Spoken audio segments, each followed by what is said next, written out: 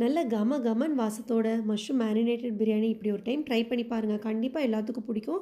இதில் சாதம் வடிக்கிறதும், வெங்காயம் ஃப்ரை பண்ணுறது மட்டும்தான் வேலை. மற்றபடி எதுவுமே வேலை இல்லை. ஈஸி. வாங்க எப்படி செய்கிறதுன்னு பார்க்கலாம். 2 பேக்கெட் மஷ்ரூம் எடுத்திருக்கேன். அதை க்ளீன் பண்ணிவிட்டு அதில் 1 ஸ்பூன் மிளகாத்தூள், 2 ஸ்பூன் மல்லித்தூள், கொஞ்சமாக மஞ்சத்தூள், தேவையான அளவு உப்பு, 2 ஸ்பூன் கரம் மசாலா, 3 பெரிய வெங்காயத்தை நான் ஃப்ரை பண்ணி வச்சுருக்கேன். அதில் ஒரு பாதி வெங்காயம் இதில் ஆட் பண்ணிக்கிறேன். ஒரு கைப்பிடி அளவு புதினா கொத்தமல்லி, கொஞ்சமாக இஞ்சி பூண்டு பேஸ்ட் சேர்த்திட்டு இதை நல்லா மிக்ஸ் பண்ணி வச்சுக்கிறேன். இதில் நான் தயிர் ஆட் பண்ணியிருக்கணும். தயிர் வந்து செய்யும்போது தான் பார்த்தேன், அது இல்லை தீந்துருச்சு. நீங்கள் பண்ணும்போது தயிர் ஆட் பண்ணிக்கோங்க, டேஸ்ட் இன்னும் நல்லாயிருக்கும்.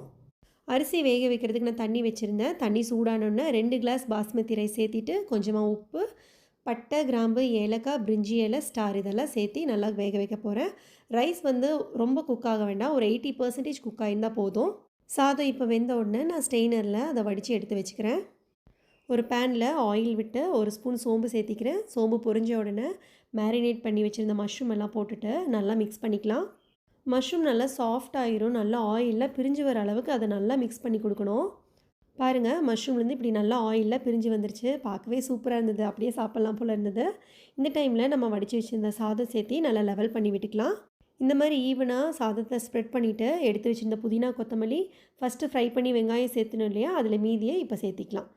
சேர்த்திட்டு சென்டரில் கொஞ்சம் நெய் விட்டுட்டு சாதத்தை சுற்றியும் நெய் விட்டுட்டு லிட் க்ளோஸ் பண்ணி லோ ஃப்ளேமில் மேலே வெயிட் வச்சு ஒரு 10 நிமிஷம் தம்மில் வைக்கலாம்.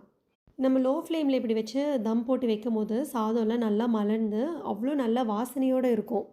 10 மினிட்ஸ்க்கு அப்புறம் லிட் ஓப்பன் பண்ணி பார்த்தா நல்ல கம கமன் வாசத்தோட டேஸ்டியான மஷ்ரூம் மேரினேட்டட் பிரியாணி ரெடிங்க.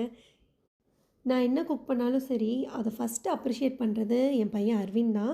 எல்லா வீட்லேயுமே அவங்கவுங்க குழந்தைங்க தான் ஃபஸ்ட்டு அப்ரிஷியேட் பண்ணுவாங்கன்னு நினைக்கிறேன். சாப்பிடும்போதும் சரி, சாப்பிட்டு முடிச்சதுக்கப்புறமும், "அம்மா இன்னைக்கு சூப்பராக இருந்ததும்மா, நல்லா செஞ்சுருந்தீங்க" அப்படின்னு அந்த அப்ரிசியேஷன் கிடைக்கும்போது நமக்கு அவ்வளோ ஒரு ஹாப்பியாக இருக்கும். உங்கள் வீட்டில் உங்களை யார் அப்படி அப்ரிஷியேட் பண்ணுவாங்கன்னு சொல்லுங்கள். மறக்காமல் நம்ம சேனலை லைக் பண்ணுங்கள், ஷேர் பண்ணுங்கள், சப்ஸ்கிரைப் பண்ணுங்கள். பாய்.